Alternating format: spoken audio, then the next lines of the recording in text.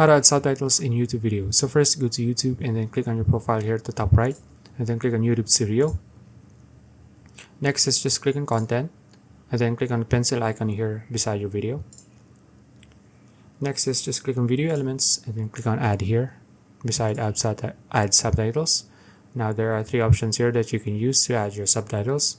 One is uploading a file on from your computer so YouTube would use that as your subtitles, or you can just click on auto sync and then you can just type your text here. There will be going to be a text box appearing here once you click auto sync, and then you can just type in the text and then YouTube would automatically sync that text to your video. Next is you can just type in the text here manually, just like so, and then you can also manually decide where that text should show up, or when that text should show up on your video.